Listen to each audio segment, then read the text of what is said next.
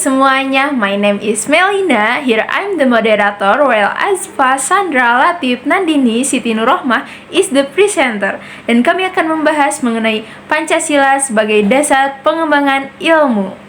Sebagai pembuka, saya akan mempresentasikan pendahuluan terlebih dahulu. Pancasila sebagai ideologi negara merupakan kristalisasi nilai-nilai budaya dan agama dari bangsa Indonesia. Pancasila sebagai ideologi bangsa Indonesia mengakomodir seluruh aktivitas kehidupan bermasyarakat, berbangsa, dan bernegara. Begitu juga dengan aktivitas ilmiah. Oleh karena itu, perumusan Pancasila sebagai paradigma ilmu bagi aktivitas ilmiah di Indonesia merupakan sesuatu yang bersifat niscaya, sebab pengembangan ilmu yang terlepas dari nilai ideologi bangsa justru dapat mengakibatkan sekularisme seperti yang terjadi pada zaman Renaissance di Eropa. Dan materi ini akan dibahas secara tajam dan mendalam oleh our presenter. Baik, di sini saya akan menyampaikan tentang eksistensi ilmu pengetahuan dan prinsip-prinsip berpikir ilmiah. Kelahirannya ilmu pengetahuan menandai lahirnya peradaban modern yang serba terukur. Potensi yang dimiliki ilmu pengetahuan, manusia dapat mengembangkan budaya diri sebagai manusia yang bermoral, bermartabat, dan berbudaya. Perkembangan ilmu pengetahuan tidak dapat dilepaskan dari mekanisme keterbukaan terhadap koreksinya, yang memungkinkan untuk mencari alternatif pengembangannya melalui kajian, penelitian, eksperimen. Alternatif pengembangan tersebut dilihat dari aspek ontologis, epistemologis, dan ontologis. Karena setiap pengembangan ilmu pengetahuan harus ada validitas dan reliabilitas agar dapat dipertanggungjawabkan, baik berdasarkan kaidah-kaidah keilmuan maupun berdasarkan sistem nilai kemasyarakatan di mana ilmu itu ditemukan atau dikembangkan. Selanjutnya di sini ada prinsip-prinsip berpikir ilmiah. Yang pertama, berpikir secara objektif, yaitu dengan cara memandang masalah apa adanya, terlepas dari faktor-faktor subjektif, misalnya faktor perasaan, keinginan, emosi, keyakinan. Lalu dua, berpikir secara rasional, yaitu dengan cara menggunakan akal sehat yang dapat dipahami oleh diterima orang lain, mencoba melepaskan unsur perasaan, emosi, sistem keyakinan. 3. Berpikir secara logis, yaitu dengan cara menggunakan logika, tidak mengandung unsur pemikiran yang kontradiktif, selalu rasional. Lalu 4. Berpikir secara metodologis, yaitu dengan cara menggunakan metode keilmuan yang khas dalam setiap berpikir dan bertindak, misalnya induktif, deduktif, sintesis, dan masih banyak lagi. Dan terakhir, berpikir secara sistematis, yaitu dengan cara berpikir dan bertindak menggunakan tahapan langkah prioritas yang jelas dan saling terkait satu sama lain serta memiliki target dan arah tujuan yang jelas. Itu saja yang dapat saya sampaikan. Terima kasih. Saya akan mempresentasikan materi Pancasila sebagai paradigma pengembangan ilmu. Dalam upaya mewujudkan kesejahteraan dan peningkatan harkat dan martabat manusia, mengembangkan ilmu pengetahuan dan teknologi atau IPTEK. Ilmu pengetahuan dan teknologi pada hakikatnya merupakan hasil kreativitas spiritual manusia. Unsur jiwa manusia atau spiritual meliputi akal, rasa, dan kehendak. Tujuan ilmu pengetahuan dan teknologi semata-mata untuk kesejahteraan manusia. Pengembangan ilmu pengetahuan dan teknologi sebagai hasil kebudayaan manusia harus berlandaskan pada moral ketuhanan dan kemanusiaan yang adil dan beradab dari sila-sila yang tercantum dalam Pancasila. Nah, pada sila pertama yaitu ketuhanan yang Maha Esa, sila ini memadukan pengetahuan menciptakan sesuatu berdasarkan pertimbangan antara rasional dan irasional, antara akal dan kehendak. Berdasarkan sila ini, iptek tidak hanya memiliki apa yang ditemukan, dibuktikan dan diciptakan, tetapi juga mempertimbangkan makna dan akibat merugikan orang di sekitarnya atau tidak. Nah, sila kedua yaitu kemanusiaan yang adil dan beradab. Sila ini memberikan dasar-dasar moralitas bahwa manusia dalam mengembangkan ilmu pengetahuan dan teknologi harus beradab. Pada sila ketiga yaitu Persatuan Indonesia, pada pembangunan iptek diarahkan untuk kesejahteraan umat manusia, termasuk kesejahteraan bangsa Indonesia. Pembangunan iptek harus mampu mengembangkan rasa nasionalisme.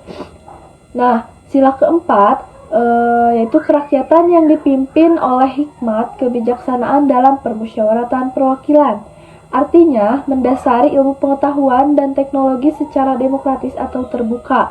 Dan dalam pengembangan iptek ini, setiap orang juga harus memiliki sikap yang terbuka. Dan yang terakhir yaitu sila kelima, keadilan sosial bagi seluruh rakyat Indonesia. Salah satu contohnya dari sila ini yaitu misalnya ditemukan varietas unggul benih padi Cilosari dari teknik penyiaran. Nah, penemuan ini adalah karya hasil anak bangsa dan diharapkan dalam pembangunan swasembada pangan ke depan akan meningkatkan kesejahteraan masyarakat Indonesia dan memberikan rasa keadilan setelah peningkatan jumlah produksi sehingga dalam perjalanan masyarakat dari berbagai kalangan dapat menikmati beras berkualitas dengan harga yang terjangkau. Sekian materi yang dapat saya sampaikan. Terima kasih. Sejarah singkat Pancasila sebagai dasar pengembangan ilmu. Yang pertama ialah dari aspek historis. Aspek historis dari Pancasila sebagai dasar nilai pengembangan ilmu di Indonesia dapat ditelusuri dalam dokumen negara, yaitu pembukaan Undang-Undang Dasar 1945. Alinea keempat, pembukaan Undang-Undang Dasar 1945 berbunyi, kemudian daripada itu, untuk membentuk suatu pemerintahan negara Indonesia yang meliputi, yang melindungi segenap bangsa Indonesia dan seluruh tumpah darah Indonesia, dan untuk memajukan kesejahteraan umum, mencerdaskan kehidupan bangsa, dan ikut melaksanakan ketertiban dunia, berdasarkan kemerdekaan, perdamaian abadi, dan keadilan sosial. Maka disusunlah kemerdekaan bangsa Indonesia itu dalam suatu Undang-Undang Dasar Negara Indonesia yang terbentuk dalam suatu susunan negara Republik Indonesia yang berkedaulatan rakyat dengan berdasar kepada ketuhanan yang Maha Esa dan seterusnya. Kata mencerdaskan kehidupan bangsa mencangkup pada pengembangan iptek melalui pendidikan. Proses mencerdaskan kehidupan bangsa tidak terlepas dari nilai-nilai spiritualitas, kemanusiaan, solidaritas kebangsaan, musyawarah, dan keadilan. Yang kedua ialah aspek sosiologis. Aspek sosiologis Pancasila sebagai dasar negara pengembangan iptek ditemukan pada sikap masyarakat yang sangat memperhatikan dimensi ketuhanan dan kemanusiaan. Tidak sejalan dengan nilai ketuhanan dan kemanusiaan, biasanya akan terjadi penolakan. Contoh dari hal tersebut itu seperti teknologi digunakan untuk menyakiti sesama manusia seperti peperangan atau pengeboman. Contoh yang kedua ialah ilmu pengetahuan juga dapat menyebabkan kerusakan alam. Baik, materi selanjutnya yaitu mengenai aspek politis. Aspek politis Pancasila sebagai dasar nilai pengembangan ilmu di Indonesia dapat dirunut ke dalam berbagai kebijakan yang dilakukan oleh para penyelenggara negara. Di antaranya yang pertama, dokumen masa Orde Lama. Insinyur Soekarno meletakkan Pancasila sebagai dasar nilai pengembangan atau orientasi ilmu, yaitu dapat dilihat dari pidato Soekarno ketika menerima gelar Dr. Honoris Causa di UGM pada 19 September 1951, mengungkapkan hal sebagai berikut.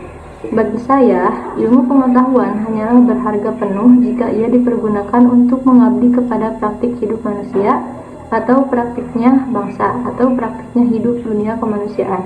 Kemudian, Insinyur Soekarno mengaitkan dengan dimensi kemanusiaan dan hubungan antara ilmu dan amal. Pidato Soekarno pada Akademi Pembangunan Nasional di Yogyakarta 18 Maret 1962. Penegasan Pancasila sebagai dasar pengembangan ilmu pengetahuan sampai pada masa Orde Baru belum ditegaskan. meskipun Pancasila diterapkan sebagai satu-satunya asas organisasi politik dan kemasyarakatan. Kemudian dokumen masa reformasi. Bapak Habibie dalam pidato pada 1 Juni 2011 menegaskan bahwa penjabaran Pancasila sebagai dasar nilai dalam berbagai kebijakan penyelenggaraan negara merupakan suatu upaya untuk mengaktualisasikan Pancasila dalam kehidupan. Kemudian Bapak Presiden Susilo Bambang Yudhoyono dalam sambutan pada acara silaturahmi dengan Akademi Ilmu Pengetahuan Indonesia dan Masyarakat Ilmiah 20 Januari 2010 di Serpong. SBY menegaskan sebagai berikut. Setiap negara mempunyai sistem inovasi nasional dengan corak yang berbeda dan khas, yang sesuai dengan kebutuhan dan kondisinya masing-masing. Dari beberapa dokumen di atas, maka dapat disimpulkan bahwa sumber politis dari Pancasila sebagai dasar nilai pengembangan iptek lebih bersifat apologis, karena hanya memberikan dorongan kepada kaum intelektual untuk menyebarkan nilai-nilai Pancasila lebih lanjut. Terima kasih, saya kembalikan ke moderator. Materi selanjutnya mengenai dinamika dan tantangan Pancasila sebagai dasar pengembangan ilmu. Dinamika yang dihadapi oleh Pancasila sebagai pengembangan ilmu adalah belum dibicarakan secara eksplisit oleh para penyelenggara negara sejak Orde Lama sampai era Reformasi. Pada umumnya hanya menyinggung masalah pentingnya keterkaitan antara pengembangan ilmu dan dimensi kemanusiaan atau humanisme. Kajian tentang Pancasila sebagai dasar nilai pengembangan ilmu baru mendapat perhatian yang lebih khusus dan eksplisit oleh kaum intelektual di beberapa perguruan tinggi, khususnya Universitas Gadjah Mada yang menyelenggarakan seminar nasional tentang Pancasila sebagai pengembangan ilmu pada tahun 1987 dan simposium dan saresehan nasional tentang Pancasila sebagai paradigma ilmu pengetahuan dan pembangunan nasional tahun 2006. Namun, pada kurun waktu akhir-akhir ini, belum ada lagi suatu upaya untuk mengaktualisasikan nilai-nilai Pancasila dalam kaitan dengan pengembangan iptek di Indonesia. Kemudian, ada beberapa bentuk tantangan terhadap Pancasila sebagai dasar pengembangan iptek di Indonesia, yaitu yang pertama, kapitalisme yang sebagai menguasai perekonomian dunia, termasuk Indonesia. Akibatnya, ruang bagi penerapan nilai-nilai Pancasila sebagai dasar pengembangan ilmu menjadi terbatas. Upaya bagi pengembangan sistem ekonomi Pancasila yang pernah dirintis oleh Profesor Mubiarto pada tahun 1980-an belum menemukan wujud nyata yang dapat diandalkan untuk menangkal dan menyaingi sistem ekonomi yang berorientasi pada pemilik modal besar.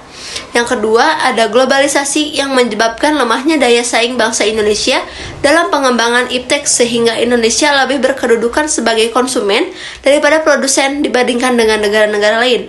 Yang ketiga, ada konsumerisme, menyebabkan negara Indonesia menjadi pasar bagi produk teknologi negara lain yang lebih maju ipteknya. Pancasila sebagai pengembangan ilmu baru pada taraf wacana yang belum berada pada tingkat aplikasi kebijakan negara. Pragmatisme yang berorientasi pada 3 ciri yaitu workability atau keberhasilan, satisfaction atau kepuasan, dan result atau hasil, mewarnai perilaku kehidupan sebagian besar masyarakat Indonesia. Sekian dan terima kasih. Come back to me. In conclusion, bangsa Indonesia memiliki akar budaya dan religi yang kuat dan tumbuh sejak lama dalam kehidupan masyarakat, sehingga ketika pengembangan ilmu tidak berakar pada ideologi bangsa, sama halnya dengan membiarkan ilmu berkembang tanpa arah dan orientasi yang jelas. Maybe that's all for me. I'm Melina and see you.